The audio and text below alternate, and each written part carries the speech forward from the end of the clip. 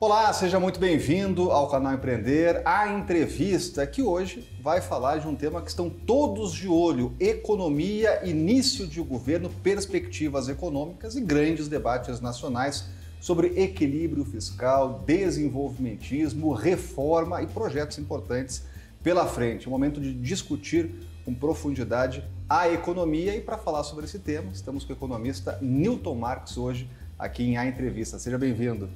Eu que agradeço o convite, esse honroso convite, que de muito tempo a gente já se fala, né? É verdade. E Newton Marques, professor, tem conhecimento profundo nessa área econômica e teremos temas importantes pela frente. Começando nossa conversa para falar sobre equilíbrio fiscal versus desenvolvimentismo, combate à fome.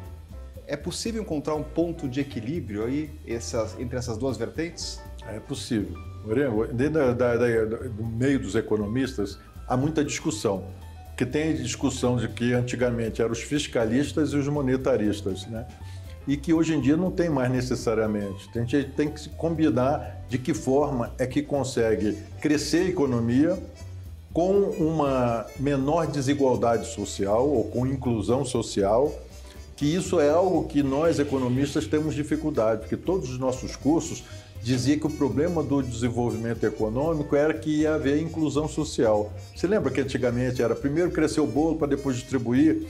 E isso daí a gente viu que não necessariamente ele é incompatível, né? Você pode crescer e distribuir ou redistribuir a renda.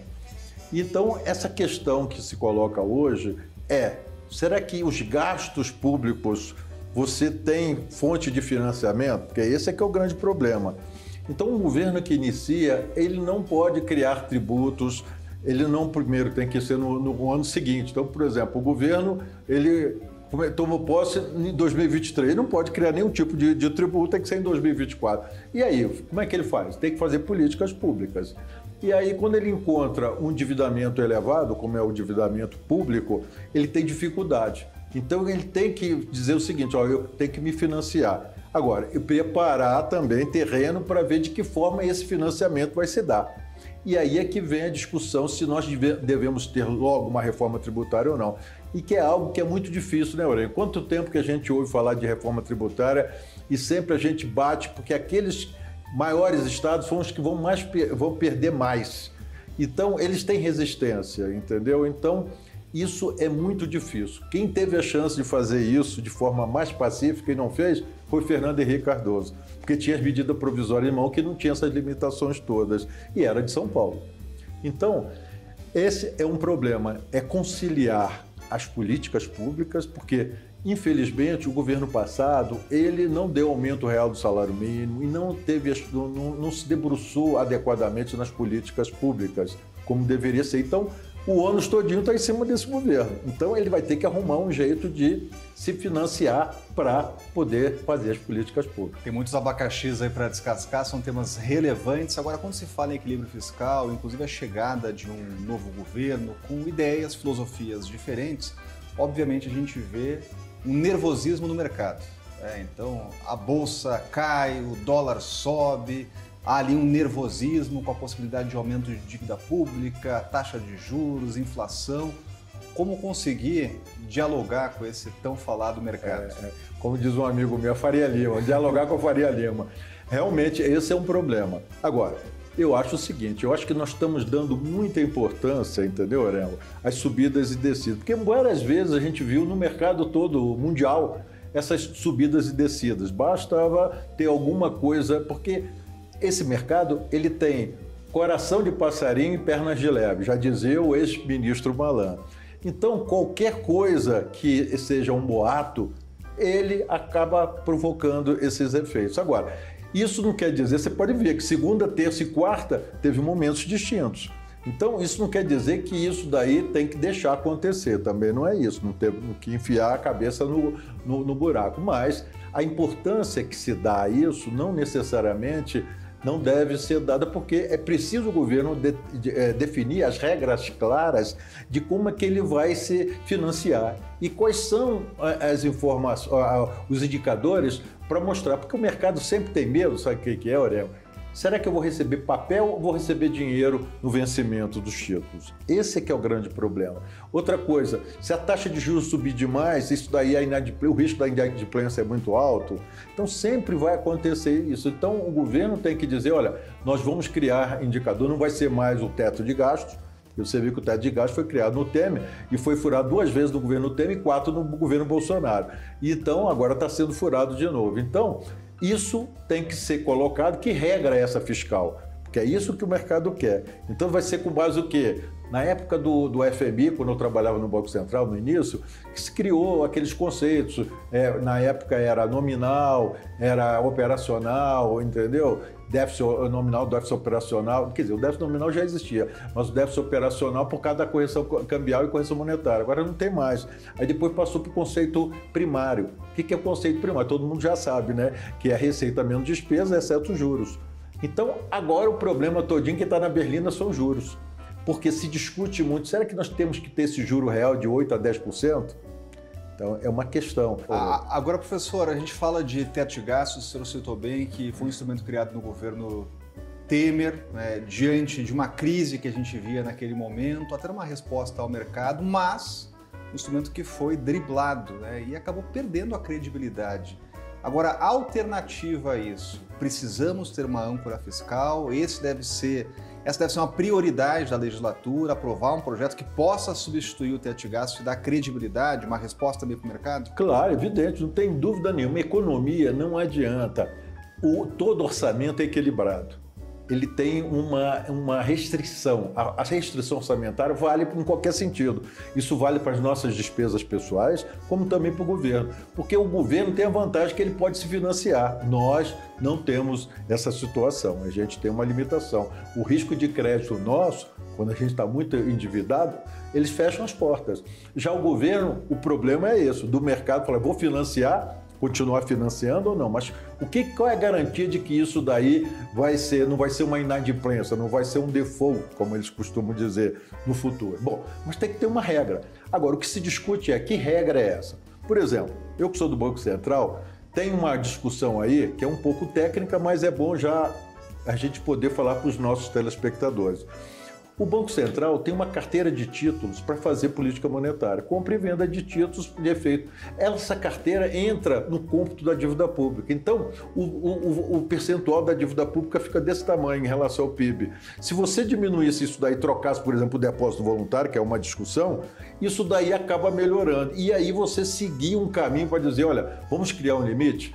Qual é o limite tolerável numa dívida pública? Porque você vê países desenvolvidos, como os Estados Unidos, como a Itália, como a França, como a Alemanha. Você vê países na área do euro que têm dívida pública maior do que o PIB, mas é financiável. Aqui no Brasil, a nossa moeda não é a moeda internacional, então nós temos restrições, mas temos que colocar isso. Então há uma discussão se vai ser dívida pública sobre PIB, dívida líquida do setor público. Aí temos conceitos mais do ponto de vista econômico, mas tem que criar uma regra e dizer, olha, se por acaso a gente mantiver isso aqui, dessa forma, isso acontece que pode ser administrável. E aí o mercado, que quem financia, fica mais tranquilo para saber que ele não vai receber papel ao final do vencimento. Agora, professor, a gente está falando aqui sobre macroeconomia, né? Mas a gente tem que lembrar, a gente tem uma audiência muito qualificada aqui de empreendedores pequenos,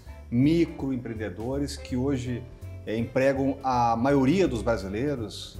E quando a gente fala de inflação, taxa de juros, né, que são consequências de um eventual desequilíbrio fiscal, atinge diretamente quem está nos ouvindo. Por que é tão importante, professor, falar dessa macroeconomia e como é que isso se traduz na vida de quem está nos ouvindo? Isso é ótimo. Ainda mais que eu sou consultor financeiro também do Sebrae, então eu lido com a micro e pequena empresa. Então é claro que isso daí, como que atinge? Geralmente a micro e pequena empresa, ela vamos dizer assim, ela está subordinada ao que vai acontecer na macroeconomia. São os grandes que comandam a macroeconomia. Então o governo tem que ter uma política crível para desenvolver as forças produtivas, para que esses micro e pequenos acabam se beneficiando. As chamadas economias externas positivas ou externalidades positivas, ou seja, quando o crescimento está acontecendo, há um controle de inflação, porque o grande desafio nas economias é controle da inflação e equilíbrio das contas externas. Se por acaso isso está dentro do que está sendo administrável, então a gente tem que tocar o quê? O crescimento. O crescimento é você investir bastante. Né? Investir no setor privado, mas o setor público também está querendo, tipo assim, lembra que o carro a álcool tinha que ter uma gasolinazinha? É preciso, em algumas coisas, o próprio governo, né, dar uma sinalizada. Então, é dessa forma que os micro e pequenos vão se beneficiar. Bom, e os juros? Bom, os juros, realmente, essa questão tem que ser atacada. Desde que eu sou pequenininho, que eu entrei no Banco Central, que a gente ouve falar que os spreads bancários são elevados, né, Gabriel? E nós temos que atacar isso, senão os micro e pequenos acabam ter que pagar uma taxa de juros que não vão ter retorno, né? E a taxa de juros hoje do Brasil é uma das mais altas do mundo, né? Até que ponto essa taxa de juros altíssima consegue controlar a inflação? Porque esse é um debate que a gente vai ouvir muito nesse governo. Eu vou até lembrar da figura do saudoso Zé Alencar, que nos governos Lula 1 e 2, sempre, cada vez que surgia, Copom elevava a taxa de juros, ele era o primeiro a criticar publicamente, né? Isso a gente vai ouvir muito nesse governo. Porque infelizmente, no sistema de meta de inflação, é só o Banco Central que fica com a responsabilidade. Mas aí, dentre os economistas, tem uma discussão muito acirrada. Será que essa inflação é de demanda ou é um choque de oferta? A gente acredita que é um choque de oferta. É claro que isso aí bateu na demanda, mas inicialmente foi um choque de oferta, foi uma desorganização da oferta, do ponto de vista por causa da pandemia. Então você tem que regularizar isso e ao mesmo tempo não deixar o instrumento de taxa de juros também ficar obsoleto ou mesmo ineficaz. Mas nós temos que resolver isso. Agora, você ter uma taxa de juro real de 8% a 10%, isso é que está sendo discutido. Por que tem que ser nesse nível? Será que os investidores não acreditam? Será que o câmbio não entra? Porque também tem isso. A taxa de juros, ela regula o câmbio também, não é só a inflação. Então, você tem que atuar com um instrumento para ter dois objetivos. Você imagina que dificuldade, né? E é esse ponto de equilíbrio que é fundamental a gente discutir. Estamos falando aqui sobre macroeconomia, mas também como isso afeta na sua vida, na vida do empreendedor. A gente vai um rápido intervalo e já a gente volta mais. Mais informações e mais discussões aqui com o economista Newton Marcos. Então não saia daí.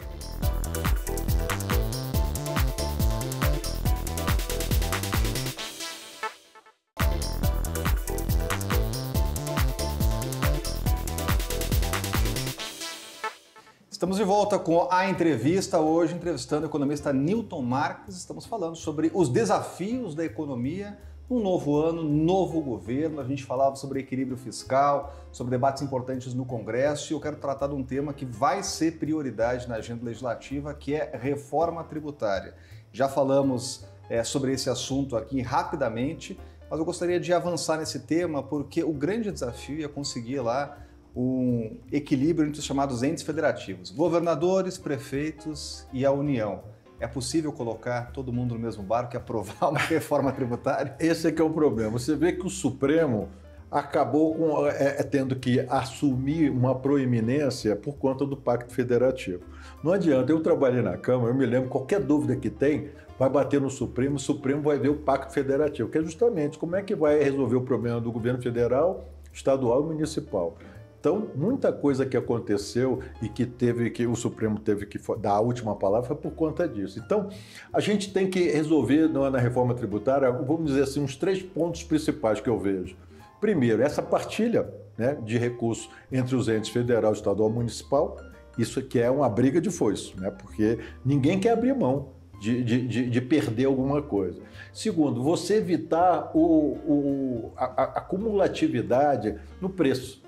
Então, todas as vezes que você cria um tributo e tal, a cumulatividade vai acabar.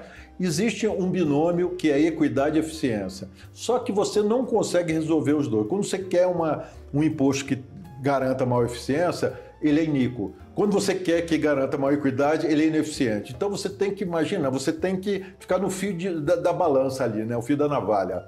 Então, para resolver isso, é um outro ponto. E terceiro é a progressividade dos tributos, porque não tem jeito da gente ter tributos pessoas pagando, tendo a renda mais baixa e pagando a mesma alíquota de quem tem renda mais alta. Então, você tem que mudar essa questão, né? Agora, professor, quando a gente fala de reforma tributária, há um consenso. Tem que simplificar a nossa burocracia tributária, né? Porque as empresas, a gente ouve muito essa reclamação, inclusive aqui ouvimos muito, grandes empresas têm que ter departamentos tributários, gastam muito dinheiro com isso para entender como funciona o processo e se adequar. Simplificação me parece que é um consenso. Agora, quando você fala em reforma tributária, quem está nos acompanhando pensa o seguinte: finalmente vai reduzir a carga tributária? É possível nisso, num ambiente que a gente sabe que é preciso buscar aí um equilíbrio fiscal?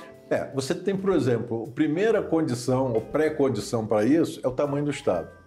Será que nós vamos reduzir o tamanho do Estado? Então, é difícil. Você vê que agora aumentou o número de ministérios por conta de acomodar esse governo de coalizão. Essa é uma questão. Bom, se você tem que aumentar os gastos públicos, da onde é que vai retirar esse dinheiro? Quais são os setores que não estão sendo tributados adequadamente? Então, essa que é a questão. Será que nesse momento a gente tem alguns dados mostrando que os ricos ficaram mais ricos e os pobres ficaram mais pobres? Então, temos que... Agora, quem é lá no Congresso que vai aprovar uma proposta de reforma tributária para taxar os mais ricos? Criar o imposto sobre patrimônio, sobre grandes heranças. Então, isso daí é uma história que desde a época do Fernando Henrique vem sendo discutida. Então, a questão não é só o executivo ter vontade ou tecnicamente, tem que ver se lá no legislativo vai passar, né? E isso daí é que tem sido o problema. Professor, por que o Brasil hoje ele anda na contramão de grandes nações, né, quando se fala da tributação? Por que aqui se tributa tanto e se taxa tanto o consumo?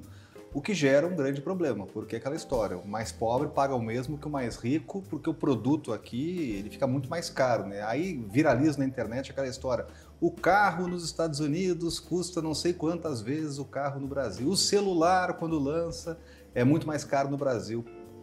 Na nossa história, por que a gente caminhou aí para esse rumo? O próprio presidente Lula, no seu discurso, falou, por que tem filas para comprar carros importados?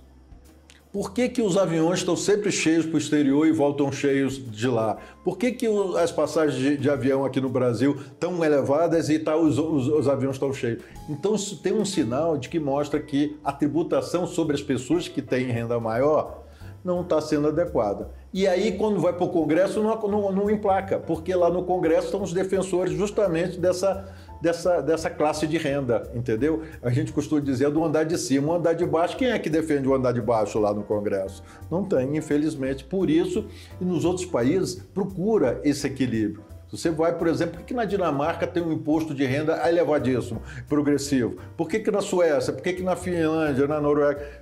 Entendeu? Então, até em países como os Estados Unidos, você vê que tem uma progressividade e consegue alcançar. Então, é isso que precisa, é uma questão política que está no Congresso. Agora, o Congresso vindo mais conservador, você acha que vai ser resolvido isso lá no Congresso? Vai ser um grande desafio, a gente vai acompanhar esse debate. Agora, professor, falando ainda em tributação, tem um tema aí que a gente vê que já está gerando divergências, inclusive na área política com a área econômica do atual governo, que há um esforço de reduzir déficit público, e aí tem um ponto que é a tributação dos combustíveis, né? E isso fala diretamente com quem está nos acompanhando, porque todo mundo enche o tanque do carro, isso tem impacto direto na economia.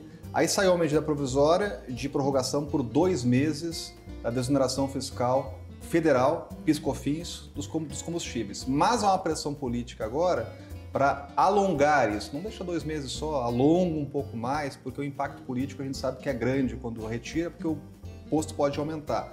Mas aí a gente vê o pessoal do Ministério da Economia, não, mas tem que reduzir déficit público. Como encontrar também um equilíbrio aí nessa disputa que a gente já está vendo? Então, isso daí veio do governo passado, que é o curioso. Eu quando pego o Uber, todo mundo do Uber voltava no Bolsonaro. Por quê? Pô, a gasolina ficou mais barata. Aí eu vou explicar para eles, falo assim, olha, quando você reduz a alíquota, ou nivela a alíquota de ICMS mas por baixo, você tira recursos dos estados e municípios. Aí eles falavam, tipo assim, não tem nada a ver com isso. Você está subsidiando a gasolina, Orengo.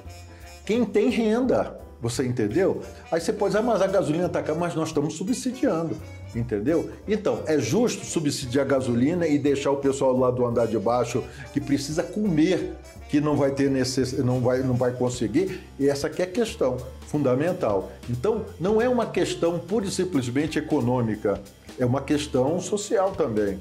Então, para subsidiar, você tem que subsidiar quais setores? Ah, mas é porque a insatisfação é muito grande. Bom, mas essa é uma questão que tem que ser resolvida.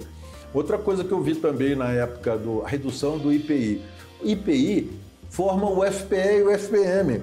E o pessoal dos estados e municípios batendo palma para o governo. Quer dizer, quando você tem que aplicar recursos na saúde e na educação, é com base na receita líquida real, que é com base no ICMS e no FPE. E o pessoal estava batendo palma para quem estava passando a guilhotina. Então você vê que não está sendo informada adequadamente a sociedade. Então eu acho o seguinte, o Congresso vai decidir que realmente vamos subsidiar a gasolina, só que é o pessoal de renda mais alta, e não vamos subsidiar os mais pobres. Pode também acontecer isso, só que do ponto de vista social é injusto. Entendeu? Eu acho que é uma questão que tem que ser discutida, debatida no Congresso. Mas, no meu ponto de vista, como economista, eu acho que tem que arrumar uma outra forma de você resolver a questão da elevação do preço da gasolina e dos seus derivados. Agora, por que não faz isso com o diesel? Eu acho que o diesel é mais importante que a gasolina. Por que não faz com gás de cozinha, não é? Mas você vê que a gasolina é que tem um apelo maior, porque todo mundo usa carro. E o carro, aí vem uma questão do modelo de crescimento econômico. A indústria automobilística é o motor da economia. Você vê que nós estamos tendo uma desindustrialização e nós precisamos reativar a indústria automobilística. Então você vê como que as coisas em economia, você tem que sempre estar fazendo um malabarismo. E os temas eles são correlatos, eles conversam, né? A gente estava falando um pouco do Pacto Federativo, aí já surgiu aqui o Fundo de Participação dos Estados, dos municípios. Quando a gente fala em tributos, sempre vai um pouco para cada lado, mas sempre sai do mesmo lugar, que é do bolso do contribuinte. É verdade. Agora, professor, aproveitando esse tema dos combustíveis, começou um debate sobre o preço e a definição do preço dos combustíveis. Temos já um novo indicado para a Petrobras, tem que passar pelo Conselho. Esse assunto já está na crista da onda, que é como definir o preço dos combustíveis. Vamos seguir com a política de preço internacional ou é possível mudar isso pelo Conselho da Petrobras? Eu acho que vai ser difícil a Petrobras mudar isso. Porque você lembra que tem muita distribuidora que não é, obviamente, ligada à Petrobras, que compra o produto no mercado internacional. Como é que você vai fazer? Você vai subsidiar esse pessoal que compra o produto lá, porque se não tiver que abastecer, só deixar com a Petrobras, vai ter um problema de abastecimento. Então, para resolver isso daí, é uma equação difícil. Não é fácil, como o governo tem colocado, o governo Lula e o presidente da Petrobras, que pode desvincular isso daí. Ele vai ter que ter uma forma muito delicada, porque se criar esse desequilíbrio, nós temos distribuidoras que compram o produto no mercado internacional, é uma commodity. Não é uma regra da Petrobras. E mexe com acionistas também internacionais, Isso. Aí vai bater lá, como aconteceu no Tribunal de Nova York e outros, né? Tá aí, temas importantes para a gente conversar aqui e ficar de olho, porque início de governo é um momento também de estabelecer metas. Agora, professor, o senhor falou sobre reajuste do salário mínimo e ter um compromisso aí em reajustar o salário mínimo com o reajuste real nos próximos anos, né? De que forma isso impacta a economia e quais serão as consequências?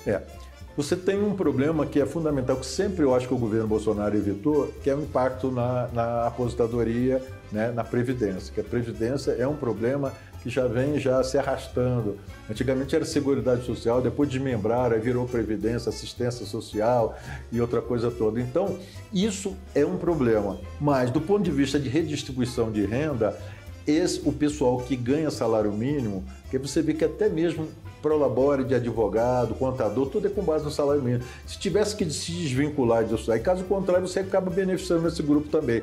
Mas o crescimento, o reajuste real, ele é importante do ponto de vista de você criar emprego e renda. Claro que tem um problema na Previdência, né? Que você, na Previdência Federal, Estadual e Municipal, logo de impacto. Mas isso daí também se resolve caso a economia comece a crescer. O problema todinho é o crescimento. Esse governo vai ter que ter uma forma para resolver o problema do crescimento. Infelizmente, o governo anterior não fez, porque eu acredito que o ministro Guedes, que era uma crítica que eu fazia ao ministro Guedes, com um projeto liberal, ele achava que se resolvia tudo. Só que tem um congresso para combinar, tem várias coisas que você... E teve a pandemia também, então teve um monte de coisa que aconteceu. Então, esse governo não vai se resolver com intervencionismo, como normalmente a gente acredita, mas criar condições para poder recuperar a atividade econômica. Porque o pessoal costuma dizer, Aurélio, mas no mundo todo está assim. Mas o Brasil tem um mercado doméstico fantástico. A nossa demanda doméstica, nenhum país do mundo tem. Basta a gente criar condição aqui dentro. Nós temos aqui, a agricultura, a pecuária responde favoravelmente. Agora, infelizmente, nós estamos desindustrializando. Você viu quantos por cento nós temos do setor industrial no PIB? E a indústria é que cria efeito para frente, para trás, em todos os sentidos. Então, nós temos que fazer com que a indústria realmente volte a ter aquele papel preponderante que teve no passado. Agora, professor, a gente está chegando ao fim aqui do nosso bate-papo, né? E é bom a gente falar diretamente ao microempreendedor, ao pequeno empreendedor. O que essa categoria tão importante para o Brasil precisa ficar de olho no campo econômico neste ano? Bom, primeiro é o chamado controle financeiro. Sempre quando eu dou as minhas consultorias, controle financeiro. O que é controle financeiro? Você tem que controlar os seus gastos, porque receita ninguém controla. Receita é dada. Agora, os gastos você tem que controlar. Então, tem que ter um ajuste fino. Então, alguns ficam empurrando com a barriga e vão se endividando. Daqui a pouco ele vê que não tem condições de pagar a entrega à empresa ou mesmo fica na mão de agiotas e enfim. Isso é importante, é ter um controle financeiro adequado. E fazer os ajustes esperando que a economia de novo retome a atividade. Eu quero agradecer ao economista Newton Marques por conversar com a gente aqui e traçar esse cenário econômico, falar das repercussões e impactos na sua vida, porque isso é o mais importante, a gente falar de macroeconomia, mas como isso dialoga com o seu dia a dia, principalmente para o empreendedor. Muito obrigado pela entrevista aqui no canal Empreender. Eu que agradeço, estarei sempre à disposição. Né? E agradeço principalmente a você que nos acompanhou e já deixo um convite para nos acompanhar na próxima A Entrevista. Muito obrigado e até mais.